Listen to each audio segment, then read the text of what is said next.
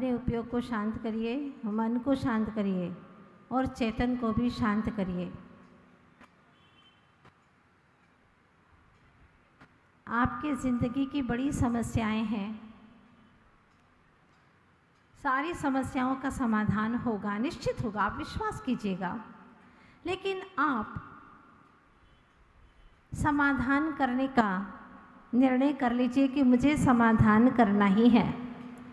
आज की स्थिति ये है कि आदमी मजबूर होता जा रहा है, आदमी मजबूर होता जा रहा है, क्या अजब दस्तूर ढोता जा रहा है। चांद तारों के बहुत नज़दीक है पर आदमी से दूर होता जा रहा है, आदमी से दूर होता जा रहा है। एक इंसान दूसरे इंसान से मिलता है तो उसे लगता है कि किसी मशीन से मिल रहा हूँ, उसे लगता नहीं कि इंसान से मिल रहा हूँ। इंसानियत गुम हो गई है, कशाएं हावी हो गई हैं। जहाँ पर चातुर्मास होते हैं, धर्म की बारिश होती है, अफसोस है कि वो बारिश की एक बूंद भी उनके भीतर में प्रवेश नहीं कर पाती, वो गीले ही नहीं हो पाते, उनकी चेतना आर्द्र ही नहीं हो पाती, शुष्क से शुष्क ही रह जाते हैं। इससे तो अच्छी है वह प्रकृति, जब बरसती है तो पेड़ पौधे भी हरे हो जाते हैं, पर तुम्हारे भीतर में कोई परिवर्तन नहीं आता। यहाँ पर हमने देखा है, संसार के अंदर हमने देखा है, जब भी मिलते हैं एक दूसरे की निंदा करते हैं, एक दूसरे की बुराई बताते हैं। ये कमेटी वाले उस कमेटी वाले की बुराई बताते हैं, वो कमेटी वाले उसकी बुराई बताते हैं। एक काम कर रहा है वो दूसरे कार्यकर्ता की बुराई करते हैं, वो तीसरे की बुराई करते हैं। समझ में नहीं आता है अच्छा है कौन, क्योंकि सबकी बुराइयां ही करते हैं। अच्छाइयाँ कहने का जैसे संकल्प कर लिया हो, अच्छाइयाँ तो उनको उपयोग में आती ही नहीं है, उनकी आंखों में अच्छाइयाँ दिखाई ही नहीं देती हैं, सिर्फ बुराई ही बुराई दिखाई देती है।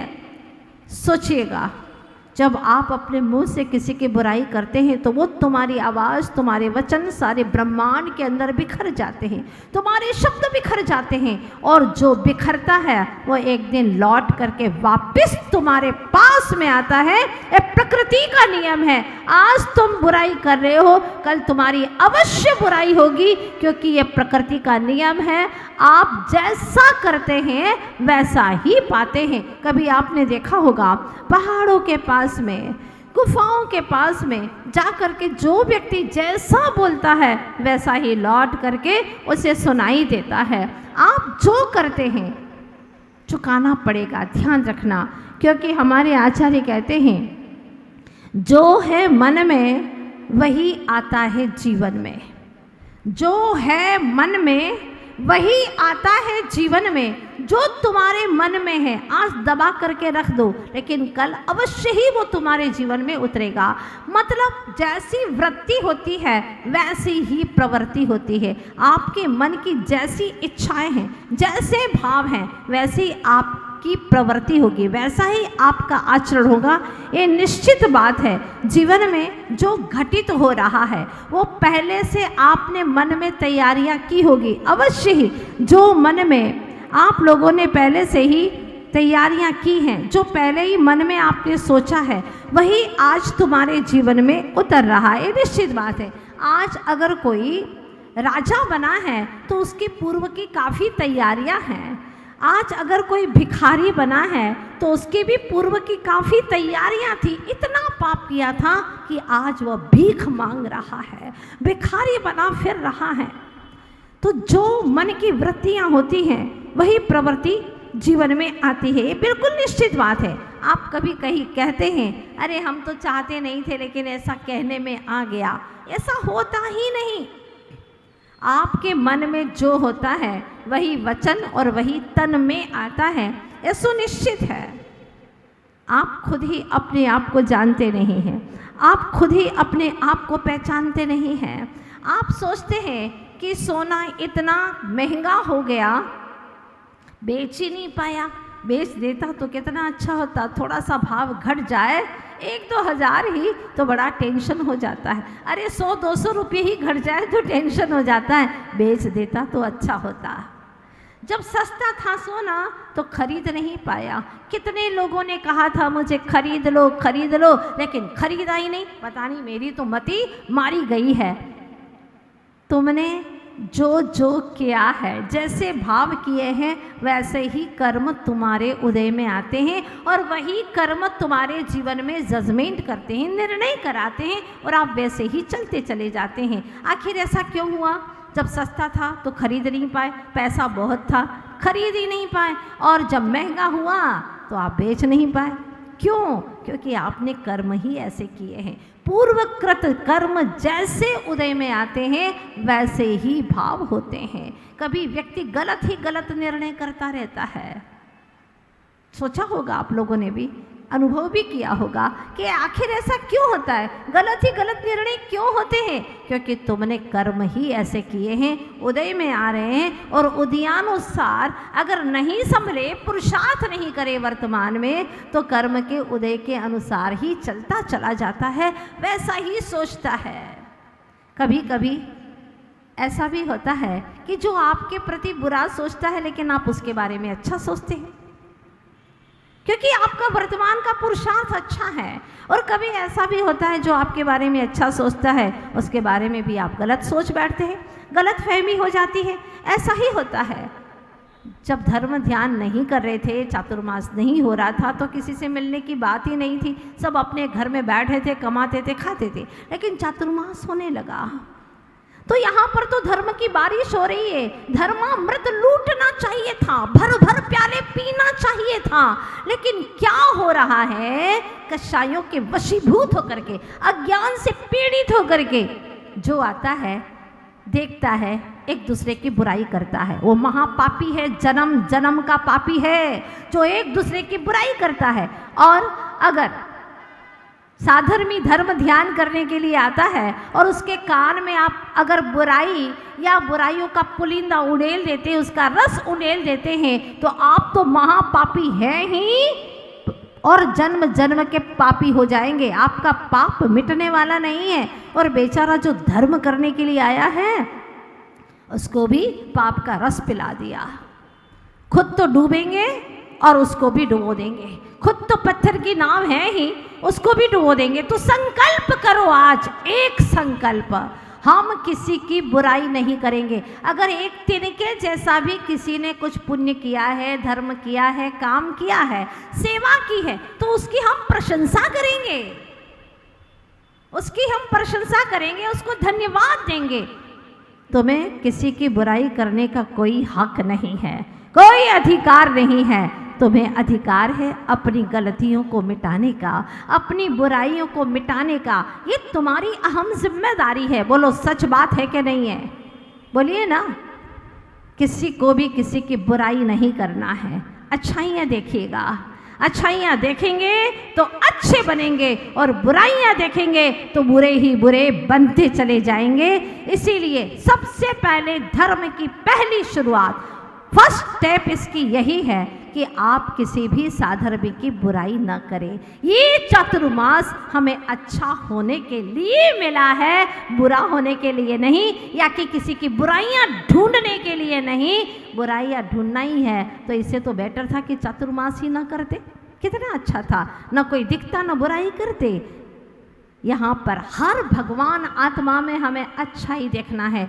हर आत्मा भगवत स्वरूप है। मान लीजिए आप जिसकी आज बुराई कर रहे हैं, 1-2 भव में वह भगवान होने वाला है, 1-2 भव में वह परमात्मा होने वाला है, सर्वज्ञ होने वाला है। जिसके लिए आप अर्घ्य चढ़ाते हैं भविष्य के भगवान का, उसको अर्घ्य चढ़ाते हैं मंदिर में और यहाँ आकर के फिर गालियाँ देते हैं, तो कैसा धर्म हुआ?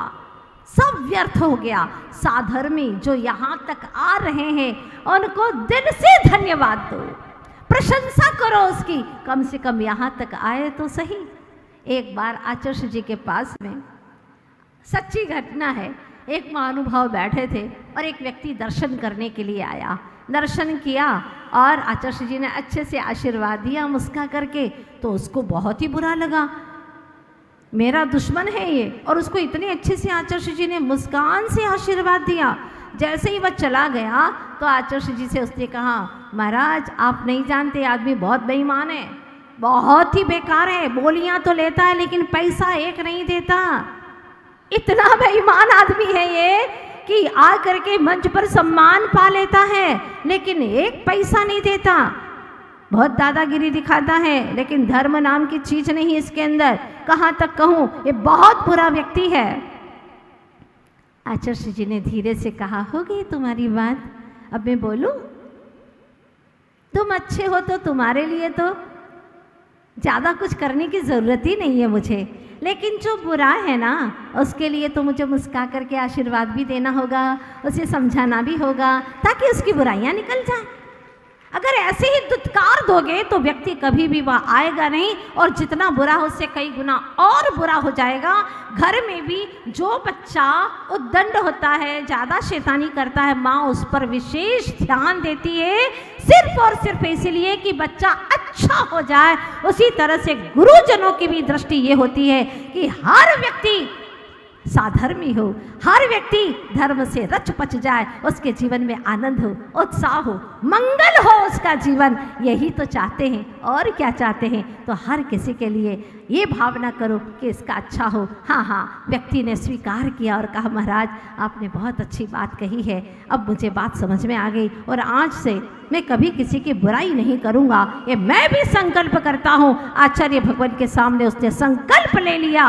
बोलो आप लोगों का संकल्प है क्या? नहीं बोलिए ना कि हम किसी साधर्मी की बुराई नहीं करेंगे। जो कर रहा है वो 4 महीने के उपदेश और प्रवचन सुन करके अपने आप ही ठीक होता चला जाएगा, ठीक होता चला जाएगा।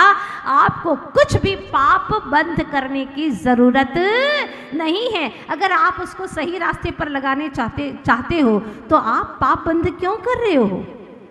आप तो पाप का बंद कर रहे हो और उसे पुण्य के रास्ते पर लगाना चाहते हो, ये तो गलत हो गया ना। इसीलिए ध्यान रखना, हमें किसी की बुराई नहीं करना है, ना गुरुजनों के पास और ना ही हमारे पास। तो खैर कोई आता ही नहीं है ऐसी बुराई करने के लिए, ना कभी करेगा।